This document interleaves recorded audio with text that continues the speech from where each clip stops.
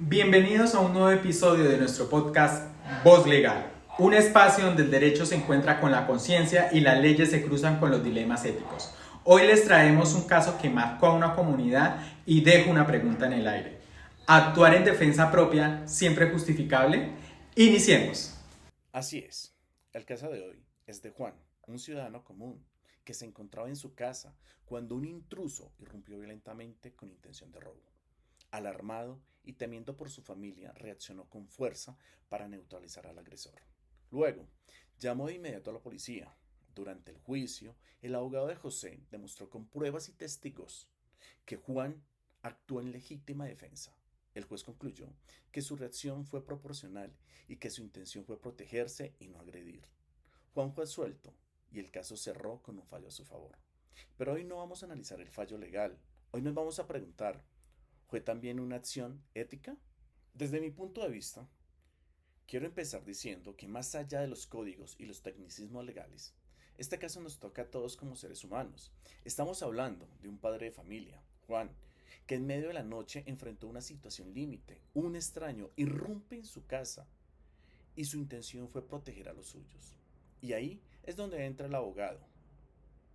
Su labor no fue simplemente ganar el caso, sino representar con dignidad a un ciudadano que actuó en defensa de su vida y la de su familia. Para mí, eso ya dice mucho de su ética. José no manipuló los hechos, no inventó versiones. Lo que hizo fue presentar las pruebas tal y como ocurrieron. Testigos que vieron al intruso entrar a la casa y una llamada inmediata a la policía. Con todo, transparencia. Y eso, para mí, es muy valioso, porque muchas veces se habla mal de los abogados, como si siempre estuvieran buscando la trampa o la ventaja. Pero aquí vemos todo lo contrario, un profesional comprometido por la verdad y con la justicia. Totalmente de acuerdo, Mauricio. Y sumaría algo que para mí es importante o clave. El abogado no solo defendió a Juan, sino también defendió el principio del derecho a la legítima defensa, que éste nos protege a todos. Su papel fue demostrar que Juan no actuó con violencia gratuita, sino con una reacción proporcional ante un peligro que fue real. Eso también es ser ético. No perder de vista que incluso el acusado o el agresor tiene derechos y José nunca pisoteó eso. También quiero resaltar algo más humano, el impacto emocional que este caso, que lo que sucedió pudo tener no solamente en Juan, sino en su familia. Imaginémonos la angustia, el miedo, la incertidumbre. Tener un abogado que no solo es técnico, sino empático, que acompaña, que escucha. Eso también es ética, porque en el fondo ser abogado es también estar al servicio del otro en momentos difíciles. Y antes de ser profesionales, nosotros somos seres humanos. Para cerrar, creo que este caso nos recuerda que la ética jurídica no es una lista fría de normas, es algo vivo que se expresa en cada decisión, en cada palabra y cómo nos relacionamos con las personas que representamos. El abogado José actuó con respeto, con compromiso y con sensibilidad. Su defensa no solo liberó a Juan, sino que dio un mensaje importante. La justicia también tiene rostros humanos. Muy bien, Mauricio. Ahora también vamos a escuchar la opinión de otras expertas en derecho sobre el caso que nos ocupa el día de hoy. Ellas son Jessica y Yoshira. Adelante, compañeras. Gracias a ustedes por la invitación a este podcast. Bueno, desde una mirada ética, la conducta de Juan puede cuestionarse, claro que puede cuestionarse, porque existía la posibilidad de evitar el enfrentamiento físico. Juan tenía otras alternativas como esconderse, buscar refugio, esperar a la policía, alertar a los vecinos, y él simplemente decide y de esta manera además confrontar a la persona que está irrumpiendo en su hogar. La ética no justifica el uso desmedido de la fuerza cuando tenemos otras alternativas mucho menos agresivas de resolver una situación. Entendemos que Juan actuó por el miedo, claro que esto es comprensible, era su familia, sin embargo, esto éticamente no es justificable. Y si la ley absuelve a Juan, el acto de usar la fuerza desmedida contra otro ser humano debe analizarse con más profundidad. Esto es un caso claramente serio. No es solo el hecho de que Juan haya defendido a su familia, sino también la forma en que actuó contra otra persona, a pesar del contexto. La ética se pregunta ante este caso: ¿actuó Juan con humanidad o simplemente fue cegado y guiado por el deseo de castigo?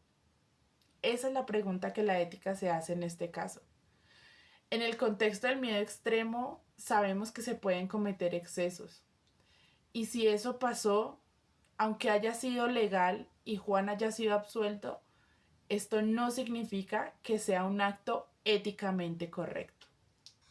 Gracias compañeros por su invitación y bueno, pues les voy a compartir mi punto de ver este caso y es que el abogado José, aunque cumplió su papel técnico, pues pudo ser cuestionado éticamente si en su estrategia de defensa omitió detalles importantes y uno de estos pudo haber sido la magnitud de violencia usada por Juan. Y es que recordemos que defender no es defender a toda costa, si solo mostró lo que a su cliente le favorecía, dejando de lado aspectos éticamente problemáticos, su actuación pues pierde un valor moral.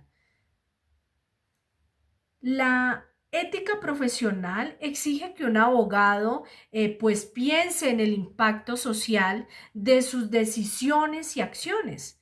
Si José se enfocó solamente en ganar este caso, pues sin considerar el procedente que presentaba. Y por ejemplo, esto pudo haber sido justificar reacciones violentas sin suficiente evaluación. Entonces, su actuación fue funcional, pero no ética.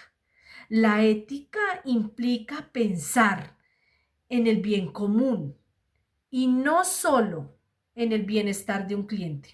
Teniendo en cuenta todos los argumentos y perspectivas expuestas sobre el caso del día de hoy, vamos a analizar quién tiene la razón y para ello damos paso a nuestra experta Yoshira, abogada y especialista en el tema. Gracias, Mauricio. Y después de escuchar estas distintas perspectivas sobre este caso, pues quiero ofrecer una reflexión integral desde lo ético y desde lo legal. Y esto lo voy a hacer en 3 puntos. Y el primero es que el abogado actuó en defensa del derecho a la vida y a la integridad personal. Y esto lo miramos en el artículo 11 y 12 de nuestra Constitución. Juan se encontraba en una situación real de peligro y su reacción pues fue proporcional a esa situación. Y esto lo confirmó el juez. José no defendió un delito, sino un derecho fundamental humano y es la legítima defensa reconocida también en nuestro artículo 29 que garantiza el debido proceso. Segundo, el abogado respetó los principios del Estado social de derecho, actuando con base a la verdad procesal y usando pruebas legítimas. No hubo manipulación ni ocultamiento de información, lo que refuerza el compromiso con la ética profesional y la justicia. Tercero, pues el rol del abogado no es promover juicios morales, sino asegurar que sus defendidos pues reciban un trato justo.